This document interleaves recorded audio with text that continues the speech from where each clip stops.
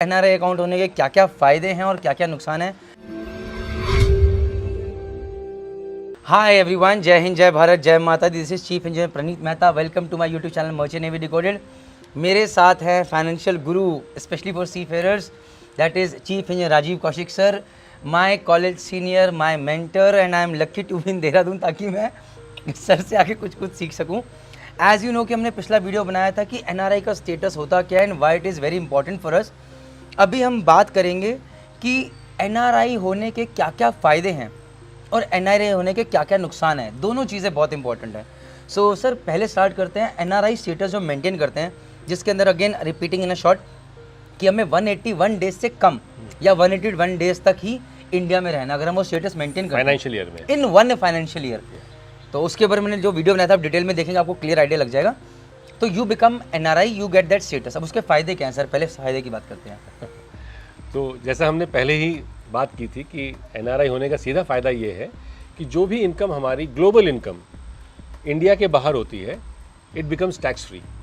इसकी कंडीशन एक है कि वो जो पैसा है वो आपके द्वारा through you it should be deposited in NRE account.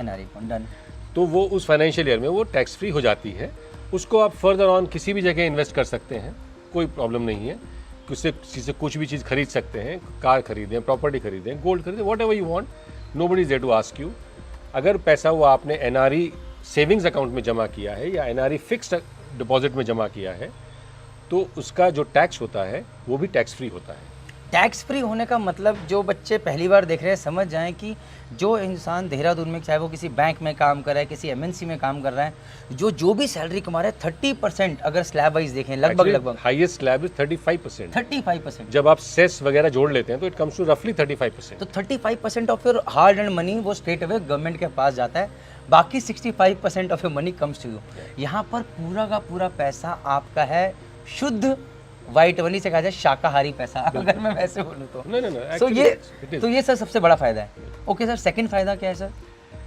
इसका सेकंड फायदा ये है कि जो पैसा आपका एनआरई फिक्स्ड डिपॉजिट में या एनआरई सेविंग्स में है, if you want to take it out for any purpose, whether for a vacation, whether for somebody else's studies or medical this thing, you don't have to ask, you don't have to take any permission. तो sir और कोई फायदा भी है sir NRI होने का, या बस दो फायदे पे कहानी खत्म है सर? नहीं, और भी फायदे होते हैं कि आप जहाँ पर भी आपको एनआरई कोटा में किसी भी जगह में कोई सीट्स रिजर्व्ड हैं किसी कॉलेज में, तो आप अपने डिपेंडेंट्स के लिए अपने फंड्स यूज, एनआरई अकाउंट से फंड्स यूज़ करके वो सीट आप ले सकते हैं। कहने का मतलब बहुत सारे इंजीनियरिंग कॉलेजेस हैं, मेडिकल कॉलेजेस हैं जहाँ पर एनआरई कोटा रखा जाता है। तो इसमें आपका जो एनआरई अकाउंट है उसमें से पेमेंट होकर तो वो आपको एडमिशन दे सकते हैं on NRI quota. On NRE quota. So वैसे तो माता रानी करे जी, बच्चे सबके बच्चे अपने आप लायक हो, अपने आप अपने दम पे निकाले, बट ये भी एक फायदा है। सो ये थे एनआरआई होने के फायदे। सर अब जानते हैं एनआरआई होने के नुकसान क्या। मेरा दिल धक धक कर रहा है। जय माता दी, बताइए सर। हाँ, एनआरआई होने के थोड़े नुकसान हैं। उसमें कुछ चीज़ें गवर्नमेंट ने रेजिडेंट्स के लिए खास रखी हैं कि ताकि यहाँ के लोगों को उनका फ़ायदा हो, और क्योंकि एनआरआई एक्सपेक्टेड है कि ज़्यादा कमाएंगे तो उनको उसका ज़्यादा बेनिफिट ना मिले। तो इसमें एक सबसे इम्पॉर्टेंट चीज़ जो सबसे पहले सबको जाननी चाहिए, क्योंकि सबसे पहले लोग बाहर जाकर यही काम करते हैं, वो है एग्रीकल्चर लैंड खरीदना। एक एनआरआई इंडिया में एग्रीकल्चर लैंड नहीं खरीद सकता। इसके अलावा एक अकाउंट होता है PPF, public provident fund account, बहुत अच्छा अकाउंट होता है जो एक एनआरआई नहीं खोल सकता। If you are a NRI chief engineer working on a ship, you cannot open PPF in your name, but your wife can open. My children, अपने बच्चे के नाम पे। Your children can open under guidance your wife or your parents. But not मेरा नाम कहीं भी नहीं होना चाहिए। आप नहीं कर सकते। अगर आपकी बेटी है तो उसके लिए एक सुकन्या स्पेशल एक स्कीम है, वो भी as a non resident Indian आप नहीं खोल सकते। तो मेरी वाइफ के नाम, आपकी वाइफ, आपके पेरेंट्स के अंडर गाइडेंस वो खुल सकता है। इसके अलावा गवर्नमेंट ने जो पोस्ट ऑफिस स्कीम्स हैं, स्मॉल सेविंग स्कीम्स कहते हैं, उनको भी एनआरआईज के लिए मना किया है। जय माता दी कर दिया। हाँ, वो जो भी उनके नाम हैं वो सब चीज़ें आप नहीं कर सकते। इसके अलावा जैसे बैंक डिपॉजिट्स होते हैं, इस तरह से अलग अलग कंपनीज जैसे टाटा है, एल&टी है, ये कंपनीज भी अपने फिक्स्ड डिपॉजिट्स मार्केट में लाती हैं, जिनका रेट ऑफ इंटरेस्ट थोड़ा ज़्यादा होता है बैंक से। तो ये भी अधिकतर कंपनीज एनआरआईज को अलाउ नहीं करती। फिर एक स्पेशल टूल्स होते हैं, डिबेंचर होते हैं, वो भी गवर्नमेंट एनआरआईज को अलाउ नहीं करती है।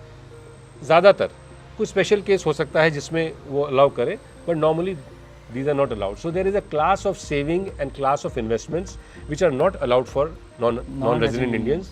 But largely क्योंकि हमारा जो एक एनआरआई स्टेटस है वो स्पेशल है, हमें टैक्सेशन के लिए एनआरआई स्टेटस तो मिल गया, लेकिन रहते हम इंडिया में हैं। तो लार्जली हम बहुत सारी और इन्वेस्टमेंट अपॉर्चुनिटीज़ हैं जिसके बारे में ही ये सब वीडियोस बनाए जा रहे हैं, वो आपको अलाउड है। उसमें आप रेगुलरली अगर आप इन्वेस्ट करते चलेंगे तो आपका पैसा बहुत अच्छे से बढ़ेगा and you can go on to your path of financial independence.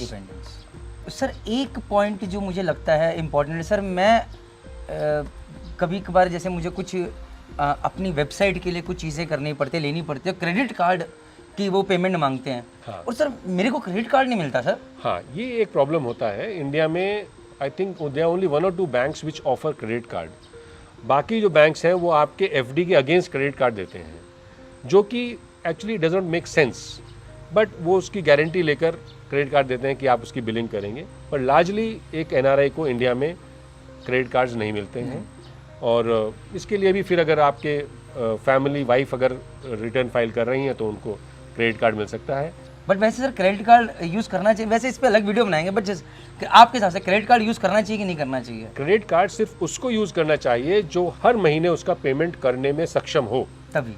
Unfortunately, most of the people who use credit cards are the people who are not sure whether they'll be able to make the payment.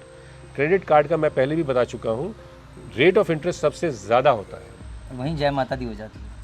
So guys video में बहुत सारी चीज़ें पता चलती है, but आज जो हमने जाना है दैट इज़ एनआरआई अकाउंट होने के क्या क्या फ़ायदे हैं और क्या क्या नुकसान है। आई गेस आगे भी वीडियोस बनते रहेंगे और हम आपके साथ जानकारी शेयर करते रहेंगे। Thank you very much. जय हिंद, जय भारत, जय माता दी। Thanks to Rajeev Kaushik sir. Our journey to financial independence, our journey to proper financial planning starts now. Jai Mata Di.